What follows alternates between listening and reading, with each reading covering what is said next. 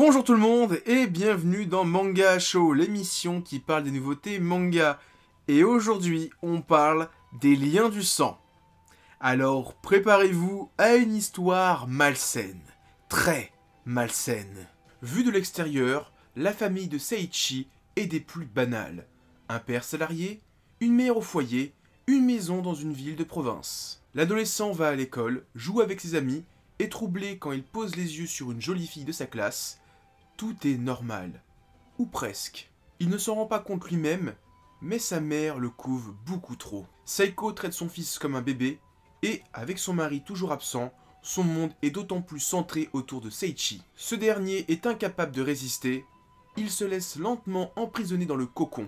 Trop jeune, il ne décèle pas la folie cachée derrière l'amour maternel. Lien du sang est le tout dernier Shuzo Oshimi qui débarque enfin en France aux éditions Kiun. Pour ceux qui ne le connaissent pas, Shuzo Oshimi est un auteur qui a vu 3 de ses titres déjà édités chez nous. Les Fleurs du Mal, qui raconte l'histoire d'un jeune collégien timide qui, en cédant à une pulsion, va entrer dans une spirale infernale. Dans l'intimité de Marie, une œuvre étrange où un jeune homme qui épie régulièrement une fille se retrouve du jour au lendemain dans le corps de cette dernière, alors que lui existe toujours. Happiness, une œuvre fantastique mêlant adolescence et vampire. Lien du sang est la dernière œuvre en date d'Oshimi, prépubliée au Japon en même temps qu'Happiness, qui est une œuvre graphiquement aboutie, en comparaison des 2 précédents titres édités chez nous.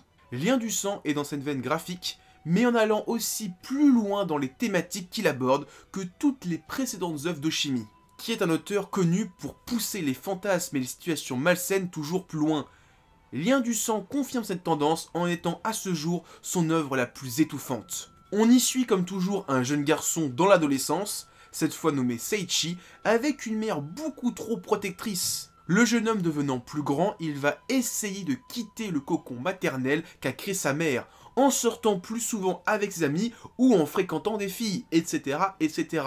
Une séparation qui va révéler au jeune homme la véritable nature de sa mère. L'œuvre va ainsi devenir tout doucement de plus en plus malsaine, avec cette relation mère-fils dérangeante. Au début du récit, on voit sa mère comme quelqu'un de normal, une mère beaucoup trop protectrice certes, mais tout à fait normale. Mais avec le temps, il va y avoir des changements dans son attitude et son regard vis-à-vis des autres. Je finirai par dire, lisez le tome 1 d'une traite, car vous comprendrez une fois ce premier tome terminé ce que je voulais dire sur l'ambiance étouffante de ce titre. À la fin du volume, vous n'aurez qu'une envie, courir lire la suite, et pour avoir suivi les débuts de la série avec la prépublication japonaise, le meilleur est à venir. Niveau dessin, je vais me répéter, mais Lien du sang a été prépublié en 2017, en parallèle d'Happiness.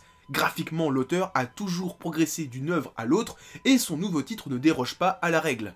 Un trait fin dépourvu de trame nous donnant des pages claires, des personnages au visage reconnaissable dont l'auteur tord le visage pour nous montrer leur folie, des doubles pages qui vont vous glacer le sang, il y a même les bonus japonais avec l'album photo fait au crayonné, c'est super beau, et je tiens à remercier les éditions Kiun pour avoir imprimé les premières pages de la série en couleur. J'espère qu'ils pourront recommencer pour les prochains tomes. En conclusion, je ne saurais que trop vous recommander les Liens du sang. C'était un des mangas que j'attendais le plus cette année et honnêtement, à l'heure actuelle, c'est le meilleur manga en termes de nouveautés que j'ai lu cette année et il risque d'être dans le top 3 et quand je dis top 3, je pense que ça va être compliqué de le détrôner donc il risque d'être top 1 cette année. Voilà, je le dis déjà, je pense que ça va être le meilleur manga que je vais lire cette année. C'est sûr et certain, à voir. En tout cas, lisez ça, c'est super bien. Donc voilà, c'est tout ce que j'avais à dire. Avant de vous quitter, pensez à mettre plein de pouces bleus, partagez la vidéo et laissez des commentaires. Et surtout, en description de cette vidéo, vous trouverez des liens pour aller sur mon Facebook, mon Twitter et mon Discord. Allez, à plus tout le monde et continuez à lire des mangas.